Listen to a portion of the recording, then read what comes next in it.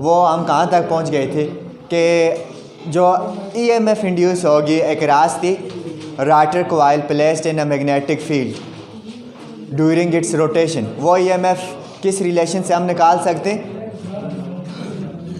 वो EMF हमारे पास आ गई थी, EMF is equal to mean के EMF at an time t during the rotation of coil किसके इक्वल होगी? Maximum EMF into sine of omega t, और वेयर मैक्सिमम EMF हमारे पास कितनी थी? मैक्सिमम EMF कितनी आई थी वहाँ? एप्सी मीन ई नाट हमने किसको कहा था? जब थीटा 90 हो उस वक्त हमने किसको कहा था? N omega A B, and omega T किसके इक्वल है? थीटा। अब ये दो चीज़ें आपने ऑलरेडी देखी हुई है। यहाँ से आगे हम इसको दो वे से एक्सप्रेस कर सकते हैं, इन टर्म ऑफ थीटा और इन टर्म ऑफ टाइम, क्योंकि कॉइल रोटेट करेगी विद इन द मैग्नेट्स। ठीक है, अब अगर कॉइल सपोज करें कि ये आपके पास कॉइल है, ये दो मैग्नेट्स के दरमियान है और ये शाफ्ट ऊपर टरबाइन से कनेक्टेड है, टरबाइन चलेगी, ये शाफ्ट घूमेगा तो ये पूरा आर्मेचर जो है ये घूमेगा और कॉइल घूमेगी। ठीक है, अब कॉइल की रोटेशन को हम दो वे से एक्सप्लेन कर सकते हैं, क्योंकि रोटेशन के साथ फ्लक्स लिंक्ड है, फ्लक्स चेंज होता है, EMF इंड्यूस होती है, तो रोटेशन को हम with respect to time explain कर सकते हैं कि अभी किस टाइम पे कॉइल ने कितना रोटेट किया, कॉइल किस पोजीशन में, या with respect to theta explain कर सकते हैं। तो हम दोनों वे से इसको एक्सप्लेन कर सकते हैं। तो पहले इन टर्म ऑफ थीटा में एक्सप्लेन करता हूँ और उसी थीटा को इन टर्म ऑफ टाइम में बता दूंगा कैसे एक्सप्लेन करना है। क्लियर है? अब आप इस रिलेशन को देखिए, रिलेशन नंबर कोई नाम इसको दे दें ए, कि किसी भी time during the rotation of coil किसी भी टाइम EMF कितनी इंड्यूस हो जाएगी? अगर टाइम t पे हम देखें कॉइल रोटेट कर रही है विद ओमेगा वेलोसिटी, तो EMF जो इंड्यूस हुई होगी वो होगी maximum EMF sine of omega t। Clear है? अब अगर हम यहाँ टाइम ज़ीरो ले लें, टाइम ज़ीरो लेने का मतलब ओमेगा t क्या हो जाएगा? ज़ीरो। पहला पॉइंट ये लिखें, A t is equal to zero. t अगर ज़ीरो है तो it implies that omega t क्या हो जाएगा? ज़ीरो। क्या ओमेगा t इस वक्त ज़ीरो है? और ये ओमेगा t एंगल है, और कौन सा एंगल है? ओमेगा t कौन सा एंगल है? एरिया वेक्टर का किसके साथ बन रहा है? मैग्नेटिक फील्ड लाइंस के दरमियान। यहाँ मैं इसको मेंशन कर देता हूँ कि omega t is equal to theta between vector area A and magnetic field lines. क्या मैग्नेटिक फील्ड लाइंस और ये जो वेक्टर एरिया है इस कॉइल का, इनके दरमियान ये ओमेगा t एंगल है। अब हमने कहा t is equal to zero, पहली कंडीशन ये है कि t is equal to zero पे कॉइल AC है। जैसे ये मैंने आपको ये डायग्राम है को देख लें कि कॉइल हमने इस तरह प्लेस की हुई है, ये मैग्नेट का नॉर्थ पोल है, ये मैग्नेट का साउथ पोल, नॉर्थ से लाइंस निकल रही हैं और इसमें से पास हो रही। अभी टाइम ज़ीरो है, हमने कॉइल को रोटेट ही नहीं किया, बताओ फ्लक्स कितना चेंज हुआ है? ज़ीरो। फ्लक्स कितना चेंज हुआ है? कि इसमें से जितना फ्लक्स पास हो रहे इतने ही पास हो रहे, चेंज तो हुआ नहीं। चेंज अगर नहीं हुआ तो EMF कितनी इंड्यूस होगी? ज़ीरो। और रिलेशन से वो EMF ज़ीरो कैसे आएगी कि अगर टाइम t ज़ीरो लें तो ओमेगा t ज़ीरो हो जाएगा, साइन ऑफ ज़ीरो क्या हो जाएगा? देन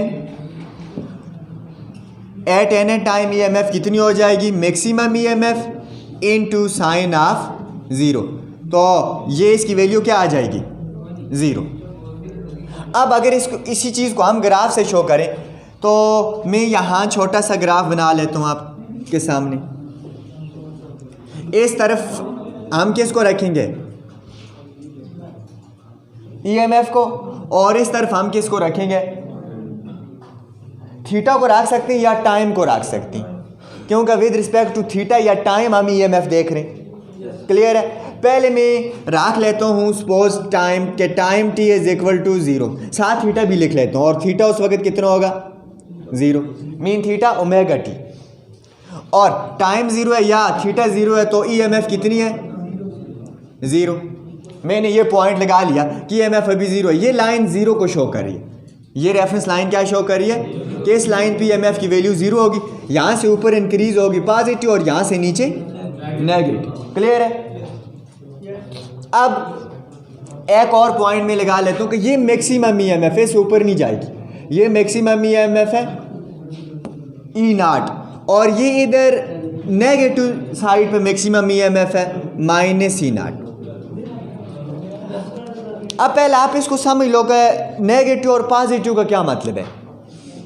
नेगेटिव और पॉजिटिव का मतलब क्या है कि नेगेटिव का मतलब है, सपोज करो कि ये मैंने एक वायर ली हुई है, वायर में से अगर अभी करंट वोल्टेज इधर दे रही है, इस साइड पे जा रहा है करंट, तो सपोज अगर इसको मैं कहता हूँ ये पॉजिटिव, तो रिवर्स हो जाएगा, तो ये इस तरफ जब चलना स्टार्ट हो जाएगा तो इस करंट को मैं क्या कहूँगा नेगेटिव, और वो वोल्टेज जिसकी वजह से करंट इधर जा रहा है वो हुई पॉजिटिव, अगर तो जिसने इधर फ्लो करवाया वो ही नेगेटिव। क्लियर है।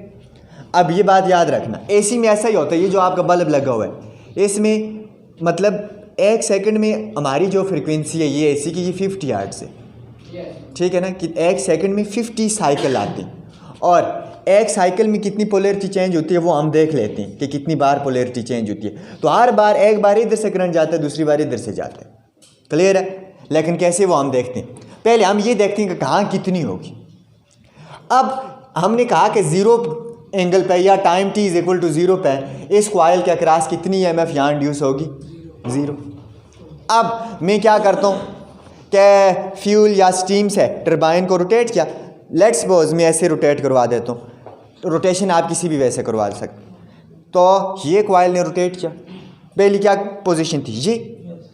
अब वेक्टर एरिया और फील्ड लाइन के दरमियान कितना एंगल था इस पोजीशन में, वेक्टर एरिया भी ये आ रहा है, फील्ड लाइंस भी ये आ रही, कितना एंगल है 0, तो कितनी EMF है, क्योंकि फ्लक्स चेंज नहीं हुआ। अब इसको मैं रोटेट करवाता हूँ विद हेल्प ऑफ टरबाइन, जो ही ये रोटेट करने लगेगी तो फील्ड लाइंस ये जा रही है ना ये, तो ये लाइन को कट करती हुई आएगी, तो फ्लक्स क्या होगा चेंज। तो यहाँ से जो इसने रोटेट करना स्टार्ट किया, पहले एक लाइन को कट करेगी, फिर दूसरी, फिर करते करते इस पोजीशन में जब आ जाएगी तो मैक्सिमम लाइन को क्रॉस करेगी ना, कि यहाँ अगर इसमें से 20 लाइन पास हो रही थी, इस पोजीशन में कितनी पास हुई 0, तो 20 से कहाँ जंप कर गई है, तो चेंज कितना आया, चेंज कितना आया मैक्सिमम। चेंज अगर मैक्सिमम आया तो EMF इंड्यूस जो इसके क्रॉस होगी वो भी क्या होगी मैक्सिमम, EMF मैक्सिमम होगी। लेकिन ये किस एंगल पे मैक्सिमम हुई, ऐसा नहीं है कि जो यहाँ से रोटेट करना स्टार्ट किया तो मैक्सिमम होगी, यहाँ से बढ़ना स्टार्ट किया, क्योंकि फ्लक्स चेंज होना यहाँ से स्टार्ट हुआ ना, यहाँ से बढ़ते बढ़ते बढ़ते बढ़ते इस पोजीशन पे EMF क्या होगी मैक्सिमम। अब इस पोजीशन पे क्योंकि फ्लक्स में चेंज मैक्सिमम आया। अब मैथमेटिकली देखो वेक्टर एरिया इसका अब किधर होगा आउट, फील्ड लाइन किधर जा रही है, तो एंगल कितना बना 90, एंगल कितना बना 90। तो मैं अब दूसरा पॉइंट लिख लेता हूँ, एट थीटा = 90, जब थीटा क्या होगा 90 होगा उस वक्त टाइम कितना हो जाएगा, टाइम टाइम कितना होगा। देखो एक कंप्लीट चक्कर के लिए जो टाइम होता है उसको हम क्या कहते हैं t। लेट्स सपोज इस साइड से मैं स्टार्ट करता हूँ कि एक कंप्लीट चक्कर में ये कितने स्मॉल साइकिल बना रहे, इस साइड से मैं स्टार्ट करता हूँ। जब इस बुक की यही साइड दोबारा आपके सामने आएगी तो इसका मतलब है एक चक्कर मुकम्मल होगी। देखो ये यहाँ से यहाँ आई, एक हाफ कंप्लीट हुआ, ये दूसरा हाफ कंप्लीट हुआ, ये तीसरा हाफ, ये चौथा। इसका मतलब एक चक्कर में ये कितने हाफ कंप्लीट करती है 4। तो फिर एक ये तो भी एक हाफ हुआ है ना यहाँ से यहाँ, तो अगर 4 हाफ कंप्लीट करने में टाइम लगता है, टाइम पीरियड जितना कैपिटल T, तो 4th पार्ट उसका कंप्लीट करने में कितना लगेगा T/4। कितना लगेगा T/4। इसका मतलब हुआ कि थीटा 90 और टाइम कितना है इस वक्त, टाइम पीरियड का 4th पार्ट। अगर T टाइम पीरियड का 4th पार्ट है तो रेडियन में आप यहाँ से निकाल सकते हो एंगल कितना बनेगा, ओमेगा क्या होता है 2π/T। तो 2π/t मल्टीप्लाई t/4 एंगल कितना बनेगा, टी से कैंसिल, 2 2 π/2। π/2 और 90 क्या होते हैं, सेम। इसका मतलब है π/2 90 को शो करता है। आप अब डायरेक्ट इससे एक्सप्लेन करो कि थीटा इज इक्वल टू 90 या को T is equal to t/4, तो दोनों का मतलब क्या होगा, सेम। तो इस वक्त कितनी वैल्यू आ जाएगी, यहाँ 90 पुट करो, देन EMF कितनी हो जाएगी, maximum EMF into sine of 90, या इसकी जगह आप मेगा टी की जगह π/2 पुट करो, वे मतलब वही सेम है। तो साइन 90 क्या होता है, 1। तो इस टाइम EMF कितनी आ गई, मैक्सिमम। ये इस केस में EMF कितनी आई थी, 0, और इसमें कितनी आई, मैक्सिमम। अब फिजिकली मैक्सिमम क्यों आई, क्योंकि यूं इस कंडीशन में कोई फ्लक्स चेंज नहीं हो रहा। जो ही कॉइल रोटेट करना स्टार्ट करती है, फ्लक्स चेंज होते होते इस कंडीशन में क्या हो जाता है, मैक्सिमम फ्लक्स चेंज हो जाता है। तो मैक्सिमम फ्लक्स चेंज हुआ तो मैक्सिमम EMF होगी। और मैथमेटिकली हम इसको इस तरह बताते हैं, इट मीन्स इस पॉइंट पे मैं सपोज करता हूँ, इसको मैं कह देता हूँ कि t/4, कि t is equal to t/4 पे, t/4 पे कितना EMF कितनी इंड्यूस है, मैक्सिमम। अब यहाँ से आगे क्या होगा, पहले कितनी लाइंस गुजर रही थी, 20। अब ये वाली आ गई ना इसकी कंडीशन, अब दोबारा यूं जा रही है, अब दोबारा लाइन 20 की तरफ जा रही है। देखो पहले 20 था ना, 20 से 0 पे आई तो 20 से 0 पे मैक्सिमम चेंज आया, लेकिन अब अगेन क्या हो रहा है, 20 की तरफ जा रही है। और आहिस्ता आहिस्ता सपोज एक लाइन पास हुई, 2 10 15 20, पहले भी 20 थी, अब भी 20, कितनी होगी EMF, पहले भी 20 थी, पहले जब कॉइल को हमने रोटेट, अब भी 20 थी, कितनी हुई, अगेन 0, कितनी हो गई, कोई चेंज ना आया ना। क्या पहले इनिशियली जब स्टार्ट हमने लिया कितनी थी, 20, तो यहाँ तो मैक्सिमम चेंज आया, लेकिन इस कंडीशन में अगेन वही है 20, तो चेंज कितना आया, 0, कि पहले भी 20 थी, अब भी 20, चेंज कितना होगा, लेकिन ये कंटिन्यूसली रोटेट कर रही है ना, 0 को तो हम क्रॉस कर गए ना, रुकी हुई तो नहीं है ना। ठीक, देखो ना पहले इसमें कितनी इनिशियल कंडीशन को इसकी देखो, क्योंकि ये कंटिन्यूसली रोटेट कर रही है तो इसकी कोई और कंडीशन नहीं बनेगी ड्यूरिंग रोटेशन, रुकी तो नहीं है ना किसी भी स्टेट पे ना, तो रुकी हुई किस स्टेट पे, इस पे। इसके लिहाज से अब हमने सारी स्टेट्स देखनी, क्लियर है। अब इसमें कितनी लाइन सपोज करो भी पास करी, 20, तो मूव करना स्टार्ट किया, कम होते होते 0, मैक्सिमम चेंज आया, फिर ज़्यादा होते हो दोबारा 20, तो कितनी हुई, 0 चेंज आया, क्योंकि पहले भी 20 जा रही थी, अब भी 20, तो चेंज इस कंडीशन में कितना हुआ, 0। EMF कितनी हो जाएगी। अब मैथमेटिकली इस कंडीशन में अगेन एंगल कितना बन रहा है, हाँ, टाइम कितना हो गया, टाइम देखो t/4, तो t/4 कितनी t/4 हो गए, 2t/4, तो 2t/4 का क्या मतलब हुआ, t/2। अब आधा टाइम गुजर गया ना, देखो ना यहाँ था, यहाँ से यहाँ, यहाँ से यहाँ, हाफ साइकिल मुकम्मल हो गया। अब इतना ही और आगे चलेगा, दोबारा उसी पोजीशन में आ जाएगा।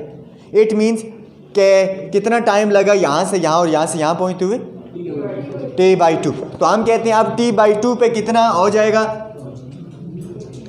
क्या t/2। अब t/2 पे एंगल कितना आ जाएगा, अगेन 0। अब तीसरी पोजीशन कॉइल की ये आ गई, ये दूसरी पोजीशन आई कि इसका वेक्टर एरिया किधर है, बाहर, फील्ड लाइन किधर जा रही है, इधर, 90, एंगल कितना बन रहा है, 90, तो चेंज इसमें मैक्सिमम है। ये पहली पोजीशन है, इसमें वेक्टर एरिया किधर है, इधर ही है, और फील्ड लाइन भी इधर ही, दोनों सेम डायरेक्शन में, तो थीटा कितना बन रहा है, 0। यही बात है ना। अब ये दूसरी कंडीशन 90, ये थर्ड कंडीशन आ गई, अगेन देखो फील्ड लाइंस और ये आपस में क्या है, अल्दो कि अगर हम ओरिएंटेशन भी कॉइल की देखें तो एक तरह से 180 के एंगल आता है, कि कॉइल पहले ऐसी थी तो वेक्टर एरिया हमने यहाँ से लिया। अब ऐसी होगी तो वेक्टर एरिया ये आ गया, अब ऐसी होगी तो वेक्टर एरिया ये आ गया। तो वेक्टर एरिया और फील्ड लाइन के दरमियान कितना एंगल बना? 180 बने या 90 बने, दोनों पे साइन की वैल्यू क्या होती है? 0। तो इस पे टाइम कितने हैं? t is equal to 0। इस पे टाइम कितने हैं? t इज इक्वल टू क्या? 4th पार्ट साइकिल का कंप्लीट किया। इस पे टाइम कितना हो गया? t is equal to t/2। यही बात है ना। अब t/2 पे अगेन वेक्टर एरिया और फील्ड लाइंस क्या आ रही हैं? एक ही लाइन में आ रही है, एक लाइन में आ रही है। इसका मतलब है एंगल 0 बने या 180 बने, साइन की वैल्यू क्या हो जाएगी? 0। लेकिन फिजिकली कि दोबारा कोयल इस कंडीशन में है, जितना फ्लक्स पहले गुजर रहा था इतना अब भी गुजर रहा है, तो कोई EMF इंड्यूस नहीं होगी। तो यहाँ में क्या रखी? t is equal to t/2 पे third 8 t is equal to t/2 omega t क्या हो जाएगा? Omega t will be equal, omega क्या होता है? 2π/t multiply t/2। तो t से कैंसिल, 2 से कैंसिल, तो थीटा कितना आ गया? पाई मीन 180। थीटा कितना आया? 180। और थीटा इज इक्वल टू 180 और उस वक्त टाइम होगा t/2। देन EMF कितनी हो जाएगी? Sine of omega T. Omega T की क्या वैल्यू आ रही है? पाई। तो साइन पाई पे कितनी वैल्यू देते हैं? 180 पे कितना होता है साइन? 0।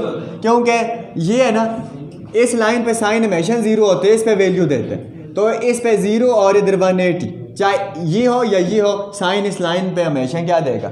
0। तो साइन की वैल्यू क्या आ जाएगी? 0। तो यहाँ अगेन इसकी EMF क्या होगी? 0। लेकिन अब ग्राफ को मैं यहाँ से यहाँ तक कैसे स्केच करूँ? देखो मैं ऐसे भी बना सकता हूँ ना कि यहाँ से यहाँ तक बढ़ी और यहाँ से यहाँ तक कम। ऐसा ग्राफ बन सकता है ना, क्या t/4 टाइम तक बढ़ी, t/4 से t/2 तक कम हुई। लेकिन क्या ग्राफ ऐसे ही बनेगा? तो आंसर है नो। क्यों? क्योंकि हर एंगल पे सेम फ्लक्स तो नहीं चेंज हो रहा ना। देखो पहले जब ये रोटेट करना स्टार्ट करेगी तो इस वक्त ये मैक्सिमम लाइन को कट कर रही है, मतलब मैक्सिमम फ्लक्स चेंज हो। लेकिन इस पोजीशन में जाने के बाद कम लाइन को कट कर रही है, मतलब कम फ्लक्स चेंज हो रहा है। तो इसके साथ हर पॉइंट पे जो लिंक्ड फ्लक्स है वो सेम वे से चेंज, पहले ज़्यादा चेंज हो रहा है फिर कम चेंज हो रहा है। इसका मतलब पहले ज़्यादा बढ़ेगी फिर कम बढ़ेगी EMF। ये वैल्यू आप वैसे निकाल भी सकते हो। कैसे? क्या थीटा इज इक्वल टू 0 पे EMF कितनी आ गई?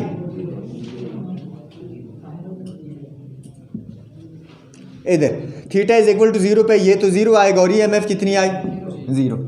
अब थीटा इज इक्वल टू 30 पे, 30 पे कितनी आती है साइन 30 की वैल्यू? 0.5 आती है ना ऑलमोस्ट। हाँ 1/2 मीन 0.5 ना।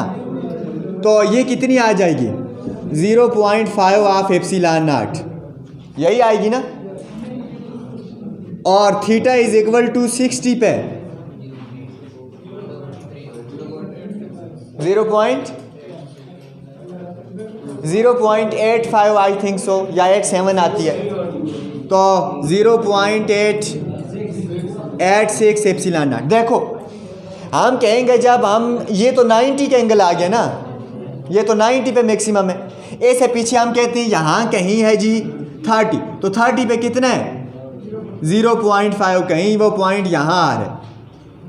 और इसके बाद 60 पे कितना हो जाता है? 0.8, कहीं वो पॉइंट यहाँ आ रहा है। तो इसका मतलब है कैसे बढ़ रही है? ऐसे कि पहले ज़्यादा बढ़ेगी क्योंकि फ्लक्स ज़्यादा चेंज हो रहा है, फिर कम बढ़ेगी क्योंकि फ्लक्स थोड़ा कम चेंज हो रहा है। और डिक्रीज भी इसी ही वैसे होगी। ऐसे स्टेप फंक्शन में डिक्रीज नहीं होगी। इसको गौर से समझो कि पहले ये है तो जो यहाँ से स्टार्ट करेगी रोटेट करना, तो ये जो लाइंस हैं ये ज़्यादा को कट कर रही है, ज़्यादा चेंज आ रही है। लेकिन इस कंडीशन में आने के बाद थोड़ा कम चेंज आ रहा है। ठीक है, तो इट मीन इनिशियली ज़्यादा चेंज आने का मतलब ज़्यादा EMF बनेगी, और फिर इस कंडीशन के बाद थोड़ा कम चेंज आ रहा है तो कम EMF बनी। तो फिर जाती हुई इसी तरह डिक्रीज भी इसी तरह होगी। क्लियर है? इसी वजह से अब इसके बाद क्या होगा नेक्स्ट? अब देखो कॉइल पहुंची कहाँ है, इसके बाद क्या होगा? अब इस चीज़ को समझना थोड़ा ज़रूरी है। अब पहले डायरेक्शन निकालो, करंट फ्लो किधर किया। करंट के फ्लो की डायरेक्शन आप बहुत सारी तरीक़ों से निकाल सकते हो, या कर्ल वाला रूल लगाओ, या ये पाम वाला लगाओ, ठीक है, या फ्लेमिंग वाला लगाओ, तो आप बहुत सारी तरीक़ों से निकाल सकते हो, लेकिन कर्ल वाला तो एटलीस्ट सबको आता है। अब देखो, मैंने कॉइल यहाँ रखी हुई है, कॉइल की वेलोसिटी किधर है? अभी कॉइल किधर मूव करना स्टार्ट करेगी? यहाँ से पीछे, तो इसका मतलब है इसकी वेलोसिटी किधर है? पीछे। तो मैग्नेटिक फील्ड लाइंस किधर हैं? आगे। दूसरा कोई मार्कर है? पेंसिल दो। मैग्नेटिक फील्ड लाइंस ये हैं, कॉइल की वेलोसिटी ये है v। तो बताओ कॉइल के अंदर जो चार्जेस हैं उन पर फोर्स किधर लगेगी? F is equal to Q into V cross B। तो V क्रॉस B निकालो ना, B इधर आ रहा है, B आगे है, वेलोसिटी ये साइड पर,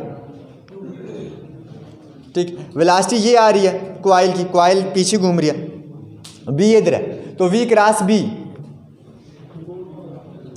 V क्रॉस B निकालो ना, V क्रॉस B।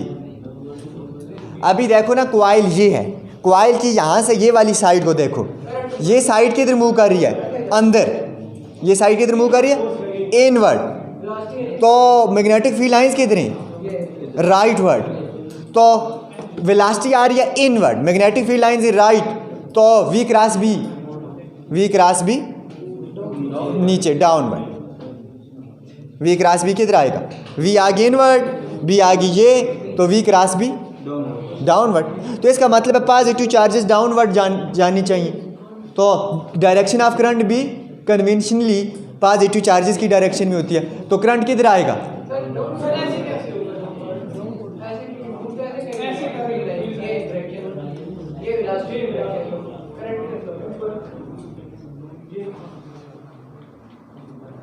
आप क्या कह रहे हो?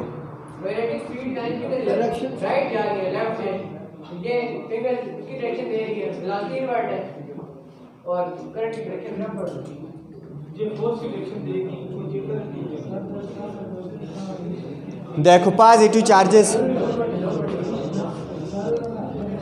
इसको आप कर्ल वाला रूल यूज़ करो, वो रूल आप अगेन दोबारा पढ़ना, क्योंकि उसमें फिर जाएंगे हम कंफ्यूज, बहुत सारे मतलब इस रूल को भी नहीं समझते। कर्ल वाले सारे बच्चे रूल समझते ना। अब देखो ये यहाँ से इसकी वेलोसिटी किधर जा रही है? फील्ड लाइन तो किधर है? इस साइड पे, फील्ड लाइन इस साइड पे, तो वेलोसिटी इसकी साइड के सिर्फ एक राड कंसीडर करो, ये राड किधर जा रहा है? अंदर, तो वेलोसिटी इसकी किधर हुई? अंदर। इसका मतलब है इसके अंदर कोई अगर पॉजिटिव चार्ज है वो किधर जा रहा है? अंदर, और फील्ड लाइंस किधर है? बाहर। तो समझ लो पॉजिटिव चार्ज आ रहा है इधर, फील्ड लाइंस नहीं इधर, तो फोर्स किधर लगेगी चार्ज पे? V cross B। देखो ना फोर्स किधर लगेगी? V क्रॉस B, ठीक है। तो V क्रॉस B फोर्स किधर लगी? V को B की तरफ रोटेट करो, तो V क्रॉस B डाउनवर्ड। इसका मतलब है, शोर ना करो, बोर्ड पे देखो। अब यहाँ से जब ये इस कंडीशन में आएगा तो इस साइड में से कौन सा करंट फ्लो करेगा? इस साइड से करंट किधर जा रहा होगा? डाउनवर्ड। मतलब ए बी साइड से करंट आ रहा है डाउनवर्ड, तो दूसरी साइड से अल्टीमेटली दूसरी साइड इसका अपोजिट बाहर आ रही है, दूसरी साइड की वेलोसिटी है बाहर, मैग्नेटिक फील्ड है ये, तो V क्रॉस B अपवर्ड। तो इसका मतलब है इसमें करंट किधर जा रहा है? अपवर्ड। तो हमारे पास सी डी साइड में से अपवर्ड जा रहा है, ए बी साइड में डाउनवर्ड करंट आ रहा है, ठीक है ना। ये हमारे सर्किट की कॉन्फ़िगरेशन है। अगर हम आगे कोई इसके साथ सर्किट लगाएं,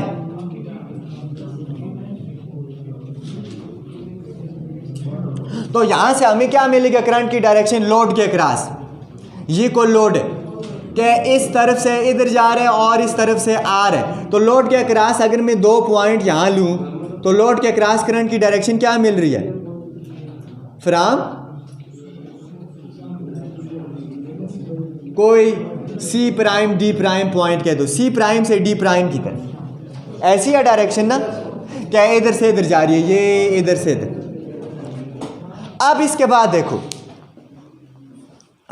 देखो, अब ये कॉइल यहाँ इस कंडीशन में थी और इसने यूँ रोटेट किया तो करंट हो गया डिक्रीज होकर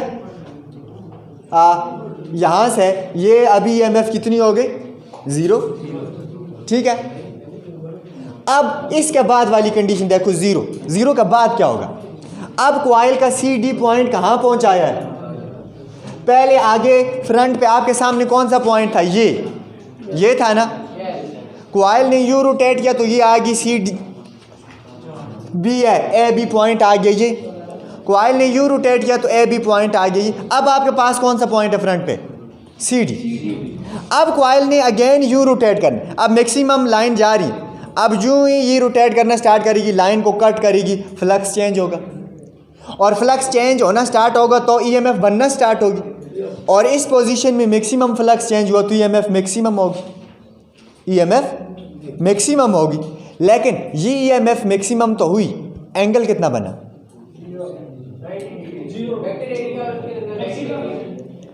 अब टाइम कितना हो गया, टाइम से निकालो फिर आपको सही समझ आएगी।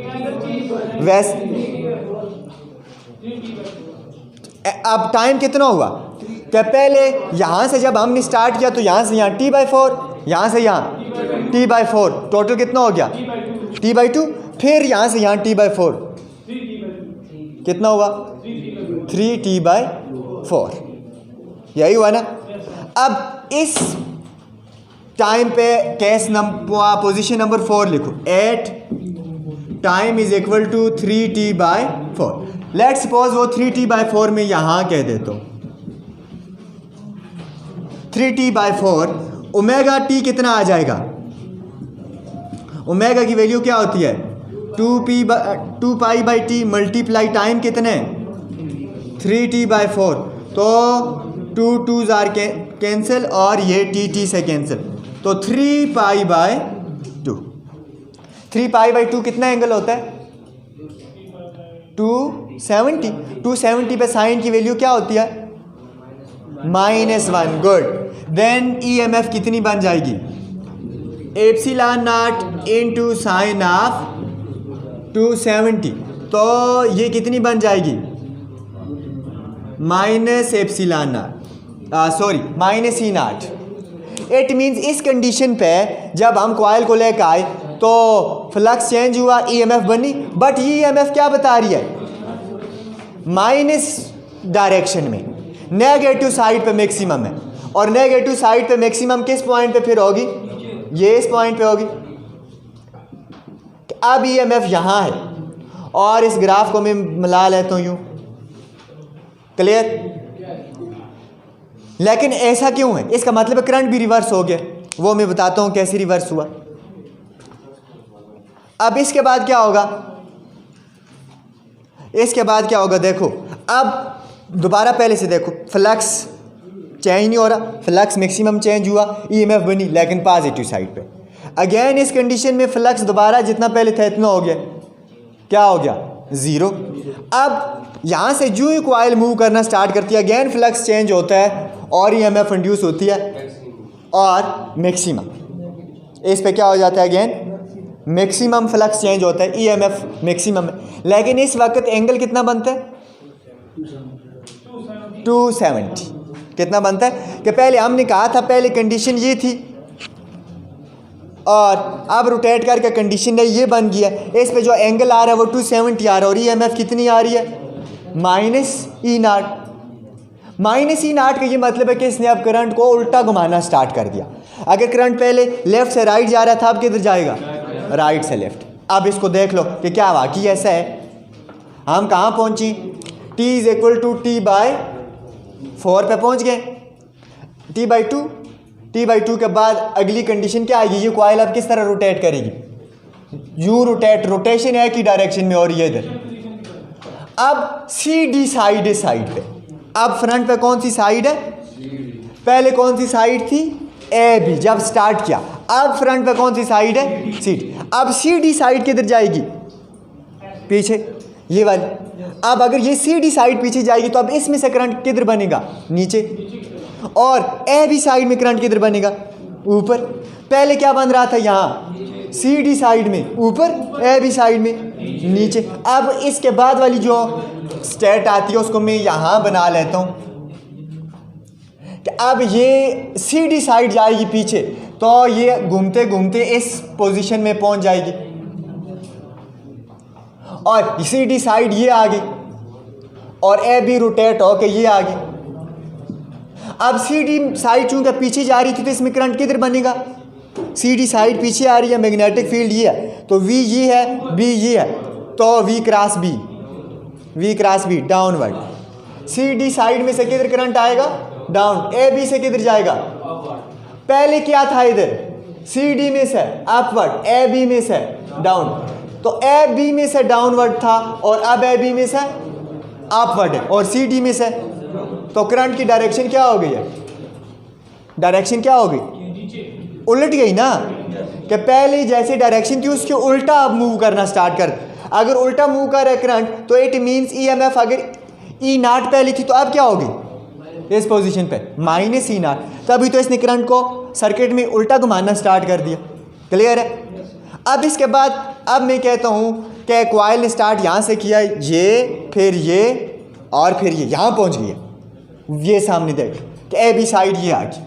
अब इसके बाद क्या होने, दोबारा कॉइल रोटेट करेगी यूँ, तो दोबारा किधर कॉइल जा रही है, ओरिजिनल फ्लक्स की तरफ, तो यूँ जाएगी तो फ्लक्स चेंज तो हो रहा है, होते होते होते इस कंडीशन में अगेन जितना फ्लक्स पहले जा रहा था कॉइल में सब भी इतना जा रहा है, तो इस पोजीशन पे अगेन क्या हो जाएगा, EMF 0, और इस पोजीशन पे अगेन अब कॉइल यूँ जाएगी, घूमेगी और अगेन AC बन जाएगी। तो जितना पहले फ्लक्स गुजरा था इतना अब भी गुजरा है, तो कितना चेंज हुआ, 0, तो EMF दोबारा क्या हो जाएगी। अब 3T/4 के बाद टाइम कितना आएगा, T, तो T टाइम पे अगेन जाकर क्या हो जाएगा, 0। क्लियर है। और ये कंडीशन किस पे है, 3T/4 पे, और 3T/4 पे अगेन मैक्सिमम है इसमें से, और इसके बाद फिर कॉइल यूँ घूमेगी और EMF हो जाएगा 0। ये लास्ट केस है इसका, ये मैं यहाँ लिख लेता हूँ कि 8T = 0, जब T साइकिल कंप्लीट हो जाएगा थीटा कितना हो जाएगा, 360, क्या पूरा एक चक्कर मुकम्मल कर लिया, तो 360 पे साइन क्या हो जाएगा, then EMF = E0 sign of 360, तो EMF = 0। क्लियर हो गया। अब ये इसकी ग्राफिकल रिप्रेजेंटेशन है इलेक्ट्रिक करंट की, सॉरी EMF की, कि EMF इस तरह बनेगी, और EMF हमें क्या बताती है कि पहले जो स्टार्ट से कॉइल रोटेट करना स्टार्ट करेगी तो उसकी EMF बढ़ेगी और मैक्सिमम वैल्यू तक जाएगी। मैक्सिमम वैल्यू तक कितनी मैक्सिमम होगी, जितना उसमें से मैक्सिमम फ्लक्स गुजर सकते हैं। उसके बाद दोबारा जब रोटेट करेगी तो वो उसी फ्लक्स की तरफ आना स्टार्ट कर देगी जितना पहले उसमें से गुजर रहा था, तो EMF रिड्यूस करना स्टार्ट करेगी, और जो ही उस कंडीशन पे आ जाएगी जिस पे वो पहले थी तो फ्लक्स दोबारा 0। अब फिर क्योंकि रुकेगी तो नहीं, हम घुमा रहे हैं टरबाइन से, दोबारा घूमेगी तो दोबारा फ्लक्स क्या होना स्टार्ट होगा, मैक्सिमम से कम होते होते होते 0। फ्लक्स 0 होने का मतलब मैक्सिमम से 0 हुआ तो चेंज मैक्सिमम आया ना, लेकिन उल्टी डायरेक्शन में, तो नेगेटिव साइड पे मैक्सिमम EMF बनी। EMF नेगेटिव नहीं होगी, EMF इतनी होगी, लेकिन EMF अब करंट को दूसरी डायरेक्शन में मूव करवाएगी, इसलिए हम कहते हैं कि ये -E0 आ रही है। क्लियर है। और अगेन उसके बाद घूमना स्टार्ट करेगी तो दोबारा उसी तरफ जा रही है जिस पोजीशन में वो पहले थी, तो दोबारा वही फ्लक्स गुजर रहा है जितना पहले था, तो कितना चेंज आया, 0। चेंज 0 आया तो EMF भी क्या होगी, 0। क्लियर है। अब ये वाला एंगल कौन सा आ गया, π/2। ये एंगल कितना आ गया, पाई। ये एंगल कितना आ गया, 3π/2, और ये कितना आ गया, 2π। तो इसके बाद क्या होगा, इसके बाद कॉइल दोबारा अपनी ओरिजिनल हालत में आ गई है ना। देखो स्टार्ट कहाँ से किया, यहाँ से। अब गौर से समझो, आपको ये सारी चीज़ समझ आ जाएगी यहाँ हम कहते हैं इसमें से ये 4 लाइन गुजरी, कितनी गुजरी है? 4 लाइन। तो इसी तरह अगर हम रखें तो कितनी गुजरेंगी? 4। अगर 4 गुजरेंगी तो चेंज हुई? नो। ईएमएफ बनेगी? नो। मीन इस कंडीशन में ईएमएफ 0 है। और ये कौन सी कंडीशन है? ओमेगा टी कितना आ रहा है वेक्टर एरिया और फील्ड लाइन के दरमियान? पैरेलल 0। अब 4 लाइन ये गुजरी, देखो अब गौर से, जो ये रोटेट करेगी तो ये एक लाइन कट होगी, ये दूसरी लाइन, ये तीसरी लाइन, ये सारी कट होगी। यही बात है ना? यहाँ से ये 4 लाइन गुजरी है, जो ही रोटेट करेगी एक लाइन कट, दूसरी कट, तीसरी कट और ये सारी कट। तो अब इसमें से कितनी लाइन गुजरी? 0। पहले कितनी गुजरी थी? 4। तो अब 0 गुजरी, चेंज कितना आया? मैक्सिमम। चेंज अगर इस पोजीशन में मैक्सिमम आ गया तो इस पोजीशन में ईएमएफ कितनी होगी? मैक्सिमम। और इसमें से करंट फ्लो करना स्टार्ट कर देते हैं, इस साइड से इधर और इस साइड से नहीं, ये इस तरह एंटी क्लॉकवाइज। क्लियर? अब क्या होगा? इसमें से ओरिजिनल स्टेट में कितनी गुजर रही थी? 4। अब गौर से देखना, अब ये लाइन है, अब देखो जो ही रोटेट करना स्टार्ट करेगी तो आहिस्ता आहिस्ता एक लाइन इसमें से पास हुई, दूसरी लाइन पास हुई, तीसरी लाइन पास हुई, 4 की 4 लाइन पास हुई। पहले कितनी थी? 4 लाइन पास हो रही थी, अब कितनी पास हो रही है? 4। तो कितना चेंज आया? Net change with respect to original position 0 है। तो अगेन अब एंगल को देखो, एंगल कितना बन रहा है? ये आ गया इसका वेक्टर एरिया, ये फील्ड लाइन, तो कितना बना? 180। तो 180 पे साइन क्या होगा? तो अगेन ईएमएफ क्या हो जाएगी? 0। अब क्या होगा? अब अगेन यहाँ से ये मूव करेगी, अब अगेन इतनी गुजरी थी जितनी पहले गुजरी, जो ही मूव करेगी तो एक लाइन कट, दूसरी कट, तीसरी कट, सारी कट। तो अगेन इसमें से चेंज कितना आया? मैक्सिमम। इस पोजीशन में दोबारा इसमें ईएमएफ मैक्सिमम हो, लेकिन अब करंट उल्टा मूव करना स्टार्ट कर देगा। क्लियर है? तो जिसकी वजह से ईएमएफ हम क्या मानते हैं कि ईएमएफ उल्टी डायरेक्शन में अब इसको सर्कुलेट करवा रही है, तो पोलैरिटी चेंज होगी। पहले अगर ये पॉजिटिव था, ये नेगेटिव, अब ये नेगेटिव बन गया, ये पॉजिटिव बन गया, तो ईएमएफ नेगेटिव होगी, माइनस E0। क्लियर? अब इसके बाद क्या होगा? अब 4 की 4 लाइन इसने कट की हुई है, अब दोबारा रोटेट करेगी। क्या करेगी? अब एंगल भी देख लो, एंगल ये आ गया, वेक्टर एरिया अब इधर है, फील्ड लाइन इधर है, तो एंगल कितना बनेगा? 270। कितना बनेगा? 270। लाइक अब वेक्टर एरिया ये है, फील्ड लाइन ये है, तो ये कितना बना? ये 270। ठीक है ना? पहले 90 था, फिर चेंज हो के अब वेक्टर एरिया इधर है, फील्ड लाइन इधर जा रही है, तो ये एंगल कितना बनेगा? 270। क्लियर? अब अगेन ये रोटेट करना स्टार्ट करेंगे। अब 4 की 4 लाइंस कट की हुई हैं, अगेन रोटेट करेगी तो आहिस्ता आहिस्ता इसमें से लाइन पास होना स्टार्ट होंगी, 1 2 3 और 4। अगेन इतनी लाइन पास हो रही जितनी पहले थी, तो चेंज कितना आया? 0। चेंज 0 आया, तो अब अगेन इस कंडीशन में इसमें से ईएमएफ कितनी होगी? 0। अब एंगल कितना बन रहा है? 360 के पूरा एक साइकिल मुकम्मल कर। क्लियर हो गया? अब टाइम देखो, इस कंडीशन में टाइम कितना है? 0। यहाँ से यहाँ पहुँची, टाइम का चौथा हिस्सा कवर हो गया, T/4।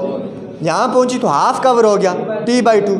यहाँ पहुँची तो 3T/4। यहाँ पहुँची तो पूरा T। क्लियर हो गया? तो टाइम के लिहाज से भी और एंगल के लिहाज से भी आप इसको एक्सप्लेन कर सकते हैं कि ये हमारे पास बनेगी ग्राफिकल रिप्रेजेंटेशन किसकी? ईएमएफ नॉट की। अब इससे हम करंट की ग्राफिकल रिप्रेजेंटेशन निकाल लेते हैं। डस्टर किधर है?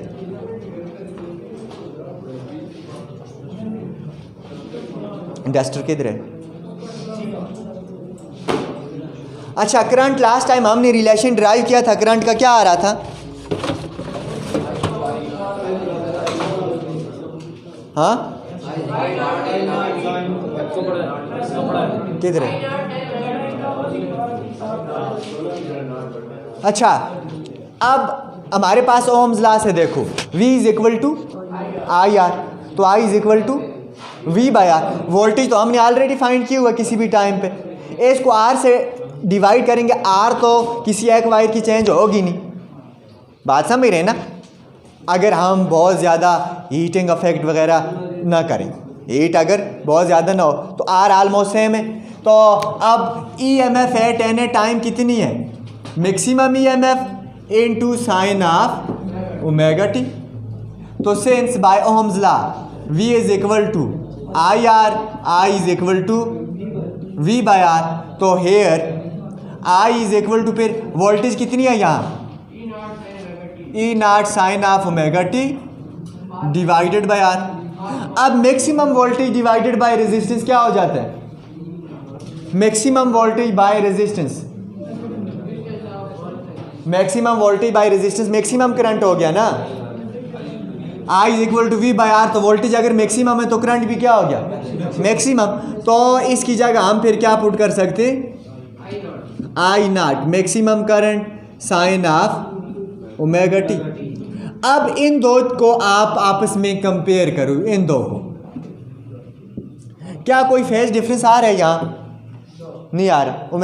ओमेगा टी सेम है ना। और क्या साइन फंक्शन चेंज है? नो, वही साइन फंक्शन है। मैक्सिमम क्या इनके ग्राफ में कोई चेंजिंग आएगी? नो।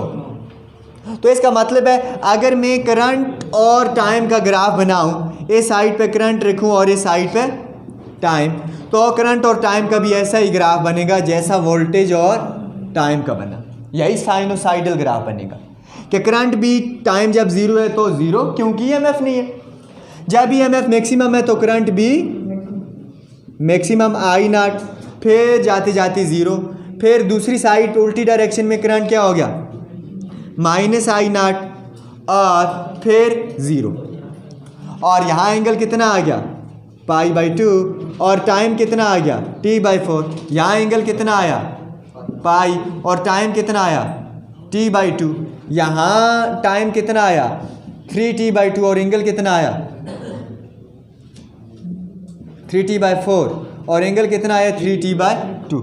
और यहाँ टाइम आ गया T और एंगल आ गया 2π। तो ये एंगल और टाइम के लिहाज से इसको आप रिप्रेजेंट कर सकते हो। क्लियर है?